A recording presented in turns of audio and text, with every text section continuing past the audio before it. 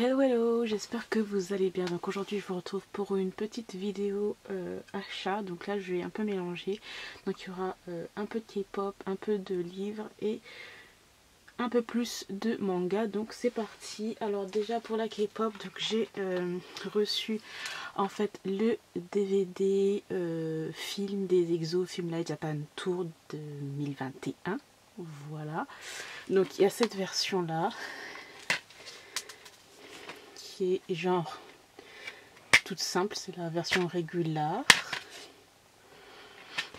Il y avait une photocarte, j'avais eu celle de Xiaomi. Et ensuite la version limitée du même DVD en fait. Voilà, à part que là c'est version Blu-ray et il y en a 3. Donc là vous voyez que c'est en forme voilà, du sigle des EXO là. Là vous pouvez voir 3 Blu-ray. Voilà, disque 1, disque 2, disque 3, bref. Et là, il y avait un pack de 6 photocards. Donc là, j'ouvre un pack de 9 photocards de tous les membres, voilà. Là, on ouvre, c'est comme ça, on a plusieurs trucs comme ça. Là, bref, c'est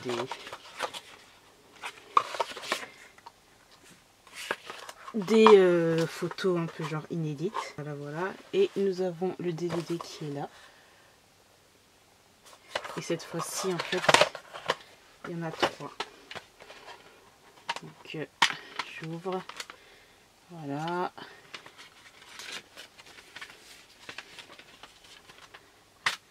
Et là. Voilà, voilà. J'ai déjà commencé à regarder, parce que bon, ça dure quand même un siècle, cette histoire. Au moins 3-4 heures, avec des images inédites pour celui-là. Donc, voilà. Il y avait aussi un truc de stickers. Voilà. Et puis comme je vous l'ai dit, ça ce sont des photos genre inédites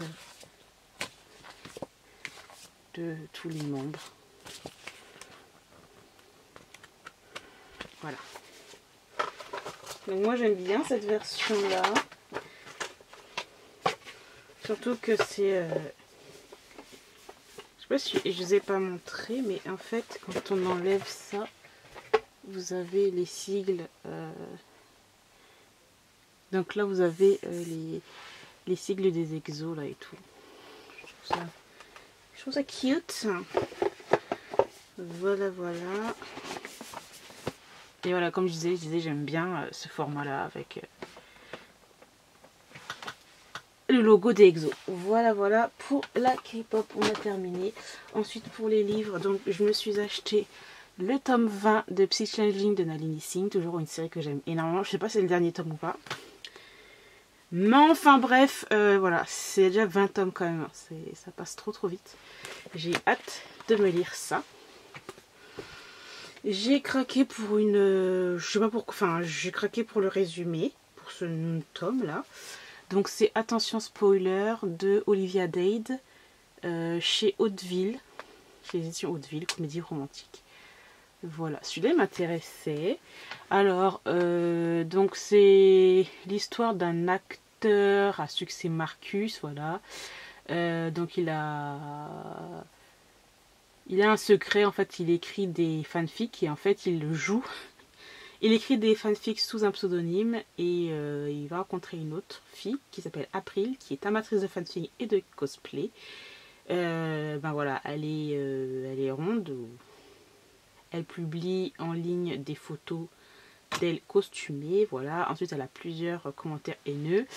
Et Marcus va l'aider. Et en fait, ils vont se rencontrer. Mais le truc, c'est qu'ils ne savent pas, c'est qu'en fait, ils ont déjà échangé plusieurs messages sur un forum par rapport aux fanfics, etc. Et voilà, donc c'est... voilà. À voir ce que ça va donner. En tout cas, j'ai vu quelques commentaires. Certaines personnes ont bien aimé, c'était assez drôle, mais c'était quand même pas si léger que ça non plus, donc j'ai hâte de voir ce que ça va donner. Donc ensuite on va passer au manga. Alors je me suis acheté donc le tome 2 de la série Anna et la bête de Shiro Yuzuki, chez l'édition Meian, si je ne me trompe pas. J'avais bien aimé le premier tome. Donc à voir ce que ça donnait pour ce deuxième tome là. J'ai acheté ensuite le tome 2 de Gannibal de Masaaki Ninomiya chez Meian toujours. Voilà. J'avais adoré le premier tome. Je complète tout petit à petit la série Beastar, donc le volume 16 de Paru Itagaki chez Kiyun dans la collection Seinen. Voilà, vraiment, je continue tranquillement cette série. Ensuite, j'ai acheté le tome 1 de L'ami de ma fille et le tome 2. Je crois que c'est une série qui se termine en 2 tomes. J'hésitais vraiment à m'acheter cette série. Si je n'aime pas, je la vends direct. Une histoire un peu controversée, un peu tabou. J'ai pas vu un peu la polémique. Enfin, moi, ouais, je suis plus vraiment ça, les trucs drama sur Instagram. Bref, moi, je suis vraiment loin de ça. Mais de ce que j'ai compris, c'est l'histoire d'un gars qui va tomber amoureux de la fille de son pote. De ce que j'ai compris. Voilà. N'hésitez pas à me dire si vous l'avez lu, en tout cas. Et si vous avez vraiment pas aimé, si c'est vraiment hyper tabou, gênant, etc. Donc, à voir. Ensuite, j'ai acheté les webtoons Qu'est-ce qui cloche avec la secrétaire Kim, le tome 4 de Kim Young-gi et Jung Young-woo chez Kabook. J'ai adoré les 3 premiers tomes, donc il me fallait bien sûr cette suite-là. Franchement, je crois que c'est l'une des séries de chez cette maison d'édition que je suis, que j'achète vraiment voilà, tout de suite en fait, parce que ben, c'est celle qui m'intéresse le plus. Voilà, voilà. Ensuite, on va passer à un abonnement Boys Love. Donc, dans cet abonnement Boys Love, il y avait Let's Pray with the Priest, le tome 8 de Kokotetsuko Yamamoto, dans leur collection Boys Love, tout à fait normal là. Ça, je vais pas le garder, puisque j'ai vendu toute la série de base. Voilà. Donc, il va y avoir un gros tri que je vais mettre. Je vais mettre plein de mangas, plein de CD K-pop, etc. à voir sur Vinted. Donc, bon. Voilà. Ensuite, c'est I Want You de Anne Momose dans leur collection Anna. Voilà. Ensuite, Paparazzi de Ru Nishimoto, toujours sur leur collection Anna. Celui-là m'intéresse pas mal. Ensuite, celui-là, j'ai trop hâte de le lire puisqu'il m'intéresse trop. J'adore les dessins. Enfin, les dessins, en tout cas, ils m'ont vraiment beaucoup attiré. Donc, Le Cri de désespoir de Ryo Shio, toujours sur leur collection Anna. Et le tome 2, les couvertures. Enfin, je trouve que les dessins, les couvertures sont très très jolis. Je sais pas ce que vous en pensez, mais je trouve que c'est hyper beau. Ensuite, enfin, le tome 4 de Stay Gold de Hide Yoshiko, toujours sur la collection Anna. Alors, par contre, ça, je m'attendais pas à que le tome 4 soit... Je m'attendais pas à ce que ce tome 4 sorte maintenant. Franchement, je me disais, mais il faut jamais sortir en fait le tome 4. J'adore Stay Gold, c'est trop bien et j'ai trop hâte de me replonger dans cette petite série bien sympathicos. Ensuite, un petit one-shot Number Call de Nagisa Furuya. Donc ça, j'ai déjà lu plusieurs histoires de cette mangaka-là. Franchement, je trouve qu'elle fait des histoires assez, on va dire, légères, mignonnes. Pas non plus, voilà, hyper truc, quoi. Donc là, c'est petit one-shot. Donc voilà.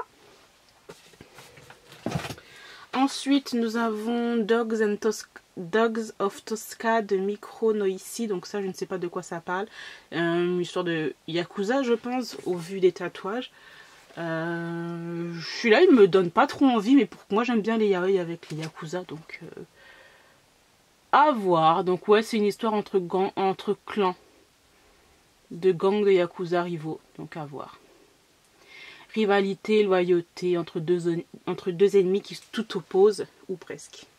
Alors, par contre, le dessin m'intéresse pas trop en fait. Peut-être que c'est bien, mais j'aime pas vraiment les dessins, j'aime pas trop. Je trouve que les dessins sont un peu trop... Je sais pas, ça tire. Je sais pas comment expliquer ça, mais je trouve que c'est un dessin où les traits sont assez tirés. C'est très... Bon, mon explication est vraiment incroyable, n'est-ce pas? Ensuite, nous avons un one-shot de Fuya Saikawa, donc Otaru, mourra demain. Donc je ne sais pas de quoi ça parle non plus. La couverture ne m'intéresse pas du tout. Donc c'est quoi? C'est l'histoire d'un gars qui est amoureux d'une fille qui n'existe pas. Chaque fois qu'il sort avec quelqu'un, c'est Otaru qui le cherche vraiment. Cheveux roses, piercing rouge, grain de beauté au coin de la bouche. Un jour par hasard, il croise le chemin d'un garçon de son lycée. Nimiya qui ressemble incroyablement à Otaru, voilà. À voir, secret, mensonge, blablabla. Personnellement, ça ne m'intéresse pas. Mais peut-être que je vais aimer. Voilà. Ensuite, petit one shot, ce côté de toi que je ne connais pas, de Fuji. Toujours dans leur collection Anna. La couverture, je trouve qu'elle est trop mimi, trop miss. À voir, c'est quoi ça? Oui, un étudiant à l'université qui vit en colocation avec son ami d'enfance. Voilà. Et voilà. Et il va y avoir des sentiments, blablabla. Là, j'adore, hein, le résumé est magnifique, n'est-ce pas? Ensuite, nous avons...